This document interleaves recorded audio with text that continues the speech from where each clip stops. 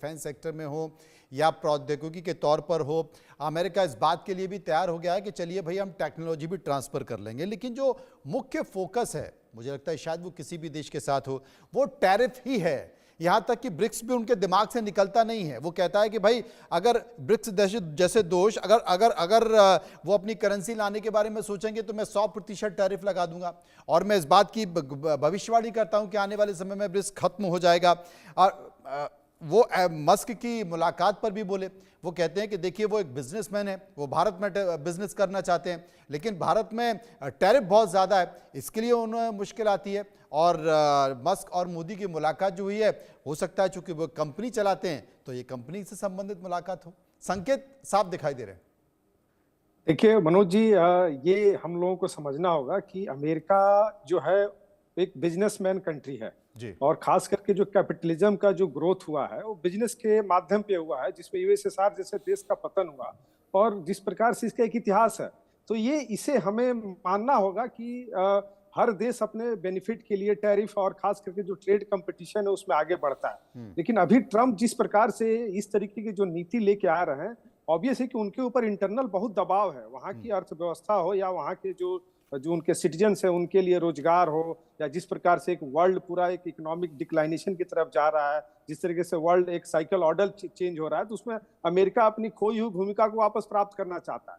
और देखिए एक चीज हम लोगों को समझना होगा कि जो देश विश्व का नेतृत्व कर रहा है अर्थव्यवस्था में या टेक्नोलॉजी में, तो और आज उसी के एजेंडे पे पूरे देश उसको फॉलो करते हैं, विश्व के जितने भी देश है फॉलो करते हैं। लेकिन हम एक तरफ दूसरी तरफ देखते हैं कि ये बाइपोलर से हम मल्टीपोलर वर्ल्ड की तरफ जा रहे हैं, तो उसमें इनको दूसरे देशों के भी इंटरेस्ट को ध्यान रखना पड़ेगा। आप जिस प्रकार से आप देखिए, मोदी जी जब 2014 में आए थे तो उस समय उन्होंने इंडिया फर्स्ट की बात की थी, और आज ट्रंप अमेरिका फर्स्ट की बात कर रहे हैं, जिसपे मेगा और मीगा की जो बात अभी हमारे वक्ता कर रहे हैं। तो आप समझ सकते हैं कि दोनों का इंटरेस्ट क्या है। तो हमें तो ये लग रहा था कि जिस प्रकार के दोनों फर्स्ट और इंडिया फर्स्ट और अमेरिका फर्स्ट आपस में क्लैश होगा, लेकिन जिस प्रकार से इन दोनों ने सूझबूझ का परिचय दिया और एक मतलब एक दूसरे को टफ बार्गेनर बताते हुए और जिस तरीके से सहमति बनाई है, तो मुझे लगता है कि एक सुखद और मतलब फ्रूटफुल होगा दोनों देश के लिए, क्योंकि भारत को आज के डेट में और आने वाले समय में अमेरिका उससे बिल्कुल मतलब उसके खिलाफ जाके काम नहीं कर सकता। और दूसरी बात आप समझ सकते हैं कि प्रेशर पॉलिटिक्स होता है, अंतर्राष्ट्रीय राजनीति में दबाव की राजनीति की जाती है। तो अमेरिका और ट्रंप खास करके अभी उसी पे चल रहे हैं। आप चाहे रिफ्यूजी और खास कर लीगल और माइग्रेशन की जो बात हो रही है, तो आप समझ सकते हैं कि किसी भी देश का विकास माइग्रेशन से ही होता है। और नो डाउट इलीगल माइग्रेशन को भारत जैसे देश को कभी भी प्रश्रय नहीं देना चाहिए, क्योंकि भारत उससे ज्यादा परेशान है। यहाँ पे जितना इलीगल माइग्रेशन है, अगर भारत भी अगर अंतर्राष्ट्रीय पक्ष पे अगर अपनी अपनी चीजों को इस तरीके से रखता है, तो मुझे लगता है कि भारत के लिए आने वाले समय में प्रॉब्लम क्रिएट कर सकता है। तो मुझे लगता है कि ये जो समस्या आप एक और मैं आंकड़ा आपको बताना चाहूंगा कि अभी भारत में लगभग अमेरिका में लगभग 1 करोड़ से ज्यादा इलीगल लोग हैं, और पर डे वहां की जो पुलिस है 2000 लोगों को पकड़ रही है। अब आप समझ सकते हैं कि अगर वो एक महीना भी 2000 लोगों को डिपोर्ट करे, तो एक महीने में 60,000 लोगों का कर पाएगी, एक साल में 72,000 लोगों का कर पाएगी, 4 साल का उनका टेन्योर है, फिर भी वो पूरे लोगों को निकाल नहीं पाएंगे। तो ये एक प्रेशर पॉलिटिक्स है, और आने वाले समय में इसमें ऑब्वियस है कि विश्व के जितने भी देश हैं वो सब पवन खड़े कुमार इस होंगे। वक्त मेरे साथ जुड़ गए, बिजनेस जर्नलिस्ट हैं। एक बार उनके पास चलेंगे और समझने की कोशिश करेंगे कि आखिर इस पूरे बैठक को कैसे देखते हैं, वो ट्रेड के लिहाज से कैसे देखते हैं, और अगर 2030 तक $500 बिलियन का टारगेट रखा गया है उसको वो कैसे समझते हैं। और इसके साथ साथ जो टैरिफ लगाने का संकेत दिया है, सब संकेत ट्रंप ने दिया है कि भाई भारत उन देशों में से है जहां सबसे ज्यादा टैरिफ है, तो हम भी टैरिफ लगाएंगे। पवन जी। सर नमस्कार। मैं ये देख रहा था कि जो हाइप था कि भारत और अमेरिका का जो ट्रेड पर जो बातचीत होगी, जो टैरिफ पे बातचीत होगी, जो व्यापारिक संबंधों पे बातचीत होगी, तो मुझे लग रहा था कि ज़्यादा गहराई में दोनों देश जा सकते हैं। हालांकि मैं इस बात को समझता हूँ कि देखिए जो ट्रेड पर जो निगोशिएशन होता है उसको करने में महीनों लगते हैं, उसको करने में सालों लगते हैं, और इतनी जल्दी सब कुछ नहीं होता है। पर मुझे ये ज़रूर उम्मीद थी कि शायद टैरिफ पे क्योंकि भारत तो बहुत पहले से तैयार था, 3-4 महीने से, जब ट्रंप साहब अपने इलेक्शन कैंपेन में इस तरह की बातें कह रहे थे कि हम भारत के खिलाफ ऊंचा टैरिफ लगाएंगे, तो मुझे लग रहा था कि टैरिफ पे भी थोड़ी सफाई आएगी और दोनों देश एक दूसरे के साथ लेन देन कर सकेंगे। पर मुझे जो आउटकम आया है वो देख के निराशा तो नहीं हुई, लेकिन मैं कोई बहुत उत्साह में नहीं हूँ। जहाँ तक 2030 तक $500 बिलियन ट्रेड, बायलैटरल ट्रेड करने की बात है, तो हम लोग करीब आप लगा लीजिए अभी $120 बिलियन के आसपास खड़े हैं। शायद हो सकता है, शायद नहीं भी हो सकता है, होने के चांस मुझे थोड़े कम लगते हैं 2030 तक $500 बिलियन पर। जी। एक ऐसा टारगेट नहीं है जिसमें अगर दोनों चाले तो नहीं हो सकता है।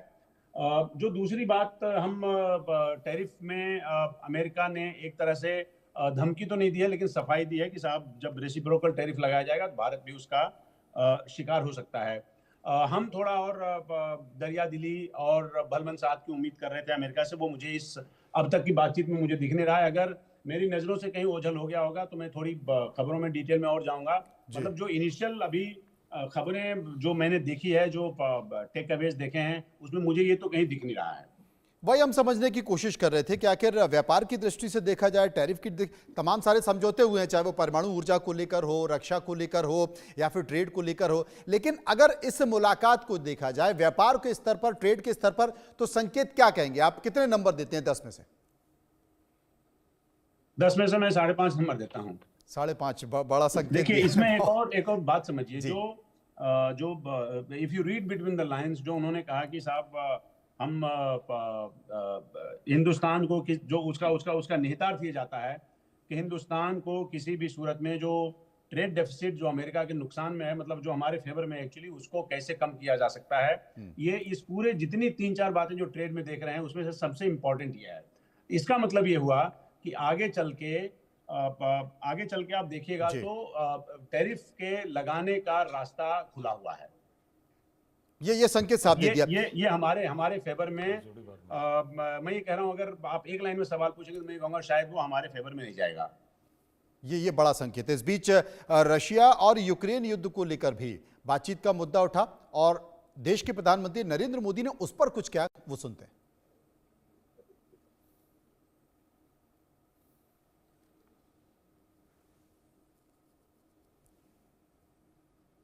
रहा हूं, आप जानते हैं मैं रशिया और यूक्रेन दोनों से लगातार संपर्क में रहा हूं। मैं स्वयं भी दोनों देश की मुलाकात कर चुका हूं। बहुत से लोगों का एक भ्रम है कि भारत न्यूट्रल है।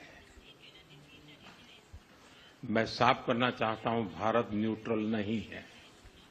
हमारा अपना एक पक्ष है और हमारा पक्ष है शांति, पीस। और मैंने इसी एक हमारे सिद्धांत को लेकर के राष्ट्रपति पुतिन की हाजिरी में मीडिया के सामने स्पष्ट रूप से कहा था कि युद्ध का समय नहीं है। और आज भी मेरा कन्विक्शन है कि युद्ध के मैदान में समस्याओं के समाधान नहीं निकलते हैं, अल्टीमेटली वार्ता के टेबल पर ही होते हैं।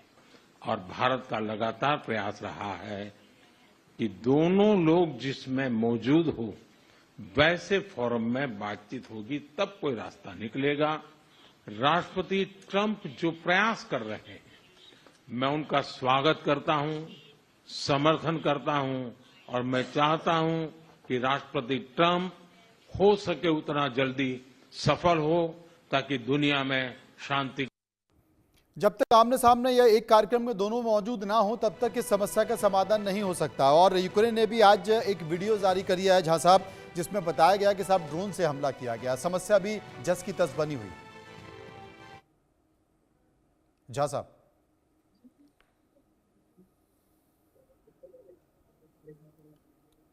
अनम्यूट कर लीजिए प्लीज। सॉरी मैं म्यूट कर गया था। देखिए, यूक्रेन एक बहुत विचित्र स्थिति में है। यूक्रेन की आज अपनी कोई भी जो एक मति होती है, एक डायरेक्शन होता है, वो नहीं है। वो सिर्फ जो उसको नेटो देश या ईयू जो उसको कह रहे हैं वो कर रहा है। वो उन्हीं के जो बीट हैं उस पर नाच रहा है। और अगर अमेरिका चाहेगा तो ये युद्ध बिल्कुल 1 हफ्ते के अंदर में खत्म हो जाएगी, क्योंकि पूरा का पूरा जो दायित्व है वो अमेरिका का है। नेटो की जितने वेपन जा रहे हैं यूक्रेन में, उसमें से लगभग 80-85% जो हैं वो वेपन जा रहे हैं अमेरिका की। तो जिस दिन ये वेपन जाना बंद हो जाएगा, ये युद्ध अपने आप खत्म करना पड़ेगा। उस दिन नेटो के देश भी लाचार हो जाएंगे कि हाँ, इस युद्ध को हम आगे नहीं कर सकते हैं। आपने देखा होगा अभी 3 दिन पहले नेटो के मिनिस्टर्स जो थे उनकी एक मीटिंग हुई थी और उसमें सब बड़े चिंतित थे, क्योंकि जब अमेरिकी जब जो उसमें प्रतिनिधि थे उन्होंने कहा था कि इसमें हम ये समझ रहे हैं कि जितना जमीन यूक्रेन को चला गया है, यूक्रेन का चला गया है, वो सारा शायद वापस ना आ सके। मतलब वो डायरेक्टली हिंट दे रहे थे कि जितना डोनबास का एरिया ले लिया है, ज़ैपोरिज़िया चली गई है और भी बहुत सारे एरिया गए हैं, ये सारे शायद वापस ना आ सके। तो ये तो आने वाले दिन में जो जो डायलॉग है उसमें बताएगा। लेकिन मनोज जी, मैं कुछ और आपको कहना चाहता नहीं, मुझे संक्षेप में क्योंकि समय कम है, जहाँ साहब ये बता दीजिए, बांग्लादेश पर ट्रंप ने जो कहा कि मोदी सक्षम है, वो बांग्लादेश को जैसे चाहे डील करें, उस पर आप क्या कहेंगे?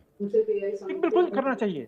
बांग्लादेश के ऊपर में मैं बिल्कुल कन्विंस्ड हूं कि सबसे पहले एक्शन जो है कि बांग्लादेश के जो जिहादी हैं उनके खिलाफ यहाँ पे एक प्रस्ताव पास किया जाए हमारे पार्लियामेंट में, और हमारी आर्म फोर्सेस को एक मैंडेट दी जाए कि आप एक ऐसा प्लान बनाओ जिसमें से कि जैसे हमने मुक्ति वाहिनी की हेल्प की थी 1971 में, उसी तरह से आज के दिन में एक अगर कोई सुरक्षा वाहिनी वहां पे खड़ी हो जाए जिसमें कि सारे नॉन मुस्लिम्स हो जो कि आज के दिन में प्रताड़ित हो रहे हैं, तो उस सुरक्षा वाहिनी को उसी तरह का एक रोल उसके प्रति एक ऐसा एक्शन लिया जाए, एक मैकेनिज्म तैयार किया जाए। विपिन जी, डीप स्टेट की बात भी उन्होंने की थी, आपको लगता है?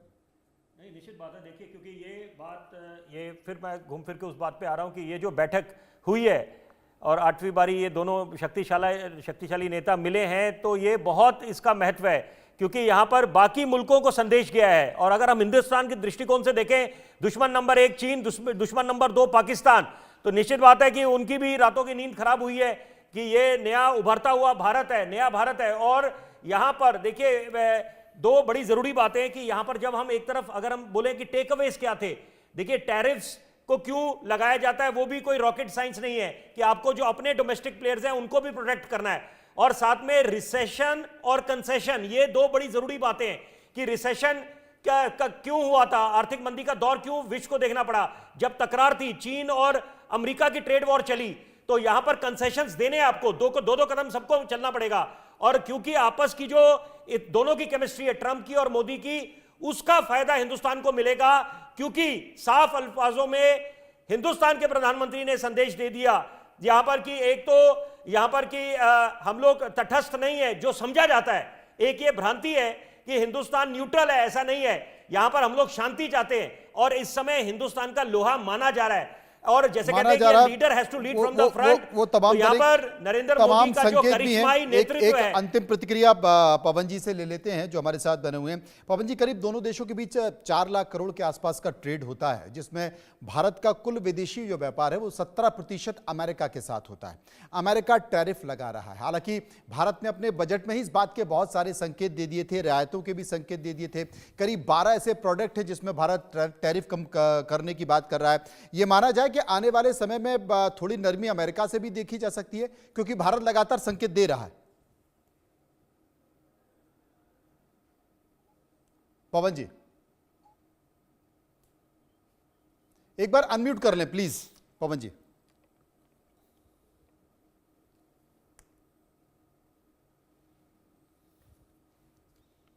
मैं ये कह रहा था कि अमेरिका और भारत के ट्रेड में आप देखिएगा तो जब बाकी और देशों की तुलना करेंगे, मेक्सिको है, कनाडा है, चाइना है, बाकी जो यूरोपियन यूनियन के देश हैं, उससे जो ट्रेड वॉर चल रहा है, जो टैरिफ की लड़ाई चल रही है, जो एक तनातनी है, उसमें भारत देखिए कहीं भारत पे उनका ध्यान नहीं है, ऐसा मैं मानता हूँ। हमारा नंबर 11वें 12वें ट्रेड डेफिसिट के मामले में हम 11वें 12वें नंबर पे आते हैं। तो लिहाजा जो सख्ती बाकी देशों के प्रति अमेरिका का है, जो रुथलेस रवैया बाकी देशों के प्रति हो सकता है, वो ऐसा भारत के साथ नहीं है। भारत के साथ अभी इतनी लाज बची हुई है कि मतलब बातचीत का रास्ता खुला हुआ है बिना तनातनी के। और मैं ये मानता हूं, क्योंकि प्राइम मिनिस्टर ने जो संकेत दे के आए हैं कि शायद ईजिंग ऑफ टैरिफ हो सकता है, तो जब ईजिंग ऑफ टैरिफ हो सकता है तो यहाँ से जो सामान जा रहे हैं उसके लिए भी वहां पर ईजिंग ऑफ टैरिफ हो सकता है। तो मैं फिलहाल अभी कोई ऐसी तनातनी नहीं देखता हूं दोनों देशों के बीच जहां पे कोई चिंता करने वाली बात आए। ऐसी तनातनी नहीं है। समय का बयान शुक्रिया करना चाहता हूं सभी लोगों का जो मेरे साथ बने हुए थे। कुल मिलाकर दोनों महाशक्तियों के बीच मुलाकात हुई, कई सारे संकेत निकल कर आए दोनों देशों के बीच कई मामलों पर, लेकिन आतंकवाद को लेकर एक बड़ा संकेत दिखाई दिया है, व्यापार को लेकर बड़ा संकेत दिखाई दिया है, ट्रेड को लेकर और कई